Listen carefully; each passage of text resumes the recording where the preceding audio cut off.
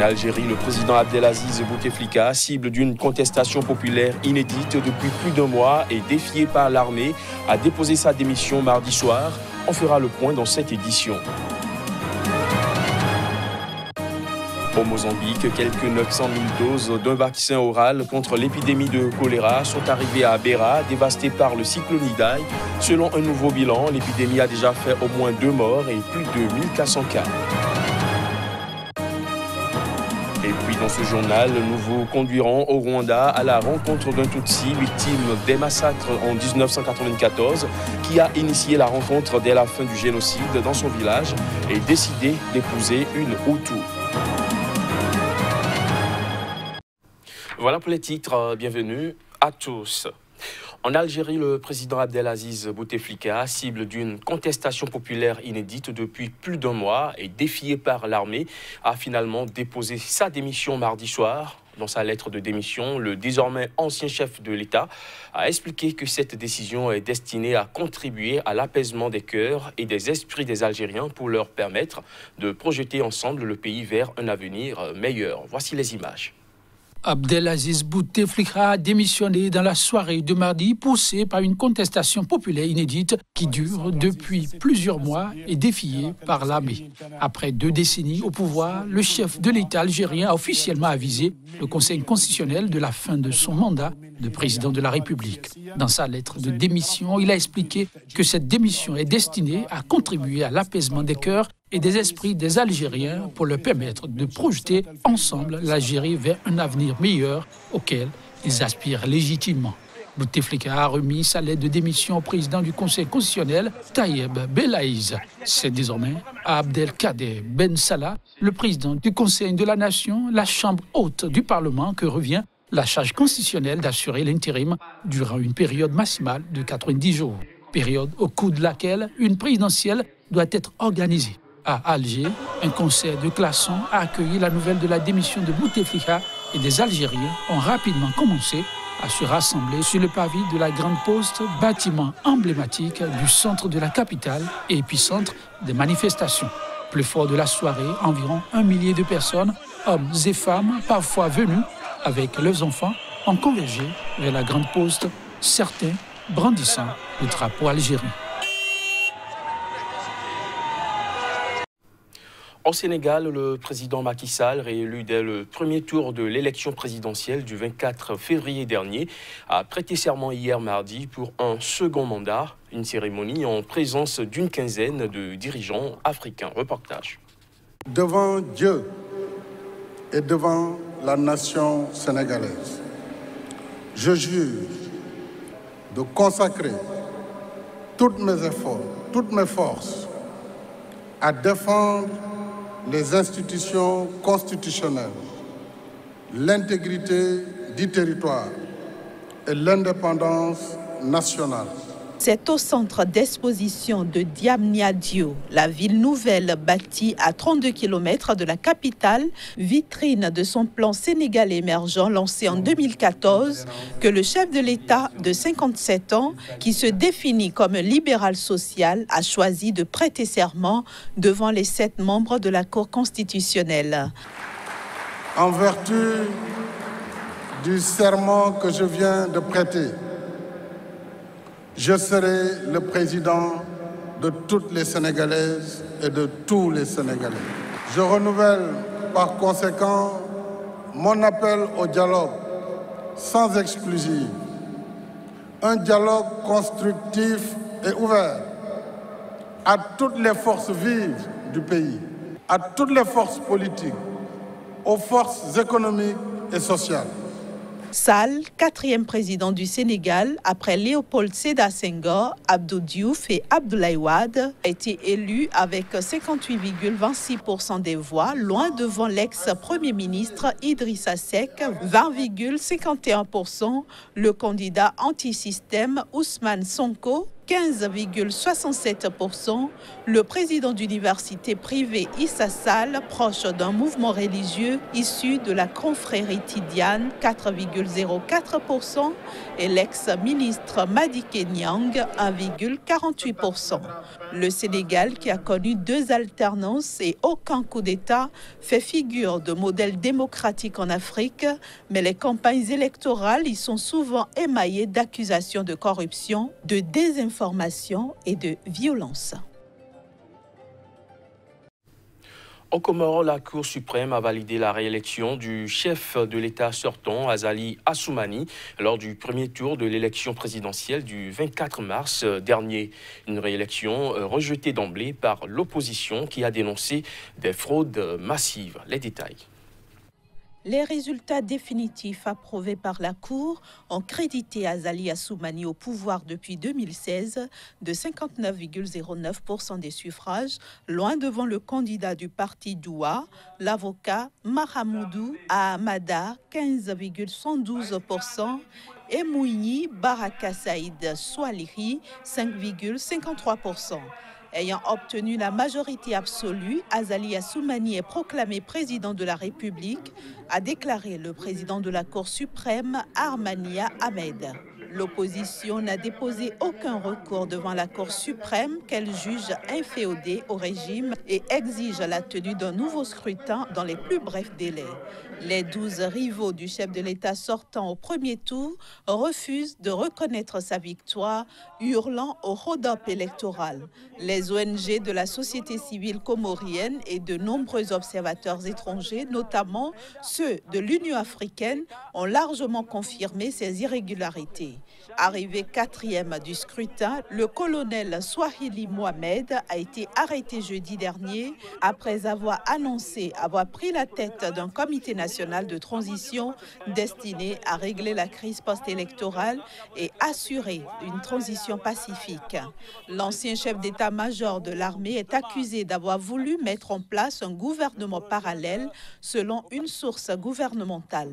Depuis des mois, l'opposition dénonce la dictature d'Azali Assoumani. Il a notamment dissous la Cour constitutionnelle remplacée par la Cour suprême, modifié la Constitution dans un sens qui pourrait lui permettre de rester au pouvoir jusqu'en 2029 et ordonné l'arrestation de dizaines d'opposants. Au Mozambique, quelques 900 000 doses d'un vaccin oral contre l'épidémie de choléra sont arrivées à Beira, le port dévasté par le cyclone tropical Idai. Selon les agences des Nations Unies, ces doses devaient commencer à être administrées ce mercredi. Selon un nouveau bilan annoncé mardi par les autorités locales, l'épidémie a déjà fait au moins 2 morts et plus de 1400 cas. Reportage. Des vaccins contre le choléra sont arrivés à Beira, au Mozambique, où la vaccination devrait commencer ce mercredi. Environ 900 000 doses ont été acquises par l'UNICEF et l'Organisation mondiale de la santé, OMS, fortement engagée dans une lutte implacable contre une épidémie de choléra qui a déjà tué 2 personnes et affecté plus de 1400 autres. L'épidémie de choléra est provoquée par les inondations consécutives au passage du cyclone tropical Ida qui a frappé de plein fouet Beira, la 2e ville du Mozambique et son demi-million d'habitants le 14 mars dernier. Ces pluies diluviennes et ces vents violents ont causé des destructions et des inondations massives qui ont fait, selon le dernier bilan, près de 900 morts, non seulement au Mozambique mais aussi au Zimbabwe voisin. Les autorités de ces 2 pays ont annoncé mardi avoir respectivement recensé 598 et 268 décès sur leur sol. Malgré les secours et l'aide humanitaire venus du monde entier, des centaines de milliers de sinistrés vivent toujours dans des conditions très précaires, dans des zones noyées d'eau sale qui favorisent la propagation d'épidémies telles que le choléra. Au seul Mozambique, plus de 146 000 personnes ont été déplacées par les inondations dans les provinces de Sofala, Monica, Zambésia et Tété selon l'ONU. Au total, 155 centres d'hébergement accueillent présentement les déplacés. Au Rwanda, la logique de la réconciliation en cours depuis le génocide de 1994 doit beaucoup à la politique volontariste de l'État, mais aussi au courage de gens ordinaires qui ont su faire taire les différences pour l'encourager. Dans ce reportage que nous vous proposons, un Tutsi, ethnie victime des massacres en 1994, a initié la réconciliation dès la fin du génocide dans son village et a décidé d'épouser une Hutu, ethnie bourreau. Reportage. Thomas vit à Mutete, à 40 km au nord de Kigali. Dans son village, ce père de 5 enfants est très respecté. Pour tous, ici, c'est la figure de la réconciliation. En 1994, lorsque le génocide a lieu au Rwanda, tuant plus de 800 000 personnes, majoritairement au sein de la minorité Tutsi, tous ses proches ont fui sauf lui. Je ne voyais aucune raison de partir, parce que c'était mes voisins, mes amis, des gens avec qui je partageais tout. Pour moi, c'était inimaginable qu'ils essaient de me tuer. Pourtant, Thomas a perdu la quasi-totalité de sa famille assassinée. Mais très vite, ce fermier s'est senti investi d'une mission, celle de la réconciliation.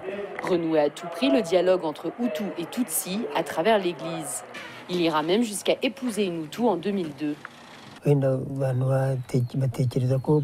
Tout le monde pensait que j'allais épouser une survivante. Mais j'ai choisi quelqu'un d'une ethnie différente. C'était une décision personnelle. Personne ne m'a forcé. C'était mon choix et c'était une étape cruciale.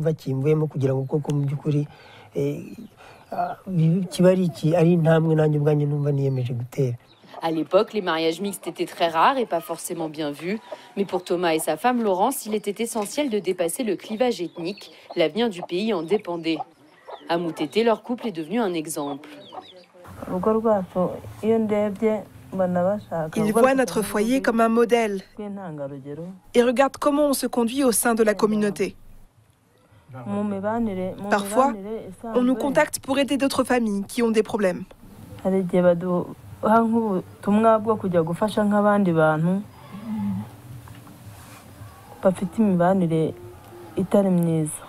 La loi interdit désormais toute mention de l'appartenance ethnique dans la vie publique, un premier pas vers la réconciliation des cœurs et des esprits, même si les vieilles habitudes tardent parfois à s'estomper totalement. Voici à présent la revue des titres à la une de quelques tabloïds qui nous sont parvenus ce mercredi.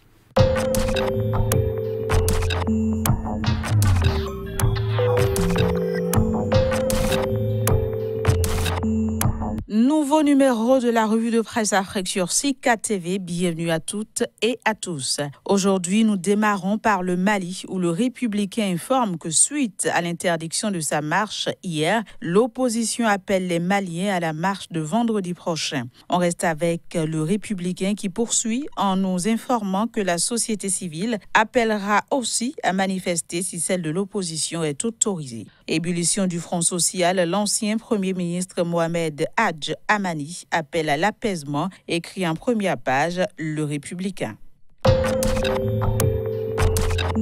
Direction le Sénégal, l'investiture du président nouvellement élu à la tête de l'État, Macky prend fonction, écrit en manchette Sud Quotidien. Sur le même sujet, cadre de vie, administration, emploi jeunes et femmes, enquête nous fait le point des chantiers du quinquennat. Prestation de serment du président de la République, Macky 2, les vraies ruptures pour un nouveau Sénégal, peut-on lire à la une de Vox Populi. Le journal LAS, quant à lui, nous apprend que les députés ont boudé la cérémonie. TM Togo Matin informe ses lecteurs que le chef de l'État, Faure Gnassingbé, a pris part à la cérémonie de prestation de serment de son homologue sénégalais Macky Sall hier à Dakar. Autre escale, la Côte d'Ivoire. Coopération Côte d'Ivoire-Sénégal, Alassane Ouattara a pris part à l'investiture de Macky Sall hier. Présidentielle de 2020, le jour nous explique pourquoi le parrainage des candidatures s'impose. Au Burkina Faso, l'UCRB lance une grève illimitée, nous apprend l'Express du Faso, qui fait également un tour de l'actualité algérienne en nous informant de la démission d'Abdel Aziz Bouteflika. Le point de l'actualité camerounaise à présent au tribunal. Maurice Kamto refuse une audience à huis clos, nous fait savoir Le Jour, qui nous apprend également que 4 personnes sont décédées suite à un effondrement à Tokombéry. 4 enfants meurent en cherchant de l'eau dans l'extrême nord du Cameroun, se désole l'œil du Sahel. Cameroun Tribune nous apprend que le gouvernement dénonce le rapport 2019 de Human Rights Watch. Voilà, fin de la revue de presse Afrique de ce jour. Merci de l'avoir suivi. Fin de ce JT, merci de l'avoir suivi.